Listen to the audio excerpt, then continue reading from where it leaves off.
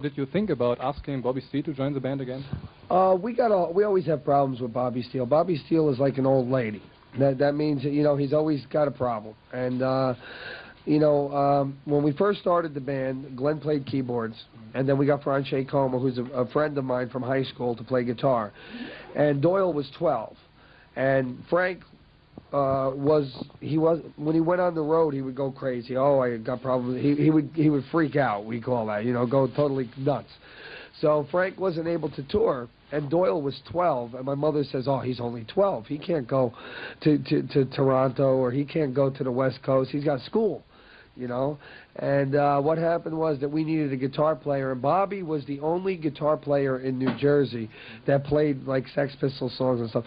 So Bobby was like our last resort. And Bobby since then has been like a black cloud over our head, always raining, always moaning, always complaining. I wish Bobby all the luck in the world, because he can play the guitar, but I really wish he would just stop complaining. Because, this is about music. Now, my brother is, my opinion, the best rhythm guitar player in the world. And, I mean, he's been playing since he was 12, and he was good since he was 12. Now he's 31. So, I mean, the kid's been playing 2/3 of his life. And my point is that, I don't think, Bobby we didn't really deserve to have him. We deserved to have my brother from the beginning, but he was just too young. What was the next question? Did you listen to his albums from the Undead? Yeah, I heard one. I think they're average. They don't knock me down. If it's not something I listen to. Do you? Well, he's okay. I mean, Bobby's just fine. But I just wish he wouldn't have a problem about everything. Everything's a problem. You're going to Germany. You were in Britain. Where else? Well, we did the UK. We have tonight in Berlin and tomorrow in Hamburg. That'd be 5 shows in Germany. We played in Amsterdam, which was pretty good. A lot of people smoking pot. Everybody's all stoned. They're not paying attention.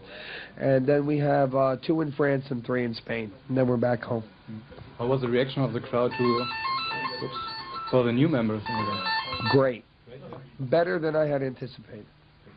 Well, they're really good. I mean, and Michael, see, I'm real sick. I hope I can sing tonight. I pray to God I can sing tonight, because I feel like I'm not doing the full job if I can't sing. But Michael's voice has been holding up very well, and our drummer also sings, and he sings very good too. So we had one guy say he didn't like it so far out of, I don't know, a couple thousand. So, I mean, we're like in the 99.9% bracket of proving our point. And I think that what you'll find is that we work very well together, and that we work off each other, and we work off the crowd. If we got a really ambitious crowd who's going to come up and sing with us and stand there and give us the energy, because when you go out and play, it's hot, the lights are hot, your voice dries up real quick, and you're playing as hard as you can, and you start getting tired. And what keeps you going is the people, because you look on their face, and they're singing the songs to you, and they're saying, come on, play, play, play. And all of a sudden, you're not tired no more. You draw your energy from them. And like we were in Stuttgart, one of the most amazing shows, I think maybe the best show I ever did. We did maybe like 40 songs that night, and at the at the end of the first encore, we did American Nightmare, and we were in the middle of the song, and my bass went dead. And I just said to myself, well, this is theoretically, okay, the last song of the encore. So I just threw my guitar to the guy, and I start singing in the mic. And then I dove in the crowd, and the kids carried me halfway to the back of the club. And there was like a desk, and I was standing on the desk, and I'm looking down there, and I'm watching the guys in the band. It's the first time I ever got to see what we look like from the back of the place. And then they carried me back and threw me on the stage. It was like that was the greatest time of my life. I had, my best gig was 3 days ago. So, I mean, that's the kind of stuff that we're looking forward to with this band. Our band is for the kids, and we fought to come back, and we didn't fight to come back for the cash. I mean, you're not going to hear me sitting here like Johnny Ron say, "Well, we deserve money. We want to, we deserve a pop star salary." People have offered us positions to back up bigger acts. And they say, "Oh, you guys should open for so and so. You should do this."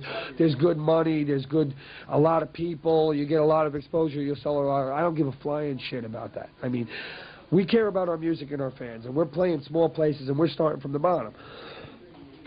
Excuse me. And we're earning whatever we get from here on in. It wasn't that it was given to us. It's not that we are the Misfits from 1983. We're the Misfits in 1996. I don't want anybody coming to see me just because they think that, you know, I'm trying to, you know, bring back something that's dead. This band was always in mine and Doyle's, you know, house. I mean, we always worked on it. Our whole life has been doing this. And you had another band called Christ the Conqueror. Christ the Conqueror, we were like, I don't know if you can visualize a living hell. We were in a living hell.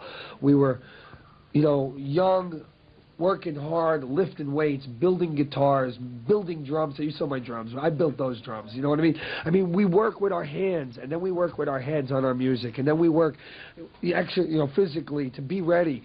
And it's like being, you know, all dressed up and you can't go out. You know what I mean? And what happened was that we start building very superior guitars. The equipment we build now is superior to anything that's out on the market. And what happened was that we also improved on our playing. Now we started playing riffs and writing songs with a little more technical ability built into it, because we wanted to broaden our horizons. You know what I mean? We wanted to be the best we could be, you know. And what happened was that we wrote a whole bunch of songs that were kind of like Misfits Iron Maiden, Misfits Judas Priest, middle ground, metal, like heavy metalish. Where can I get this stuff? I'll send it. I'll send it to you. All you got to do is give me your address, right? So with the shirts, I'll pack it the same day. So what winds up happening, okay, is that we had all these songs and we didn't have a singer, and we didn't have a band, because, you know, when you're the Misfits, what are you going to do?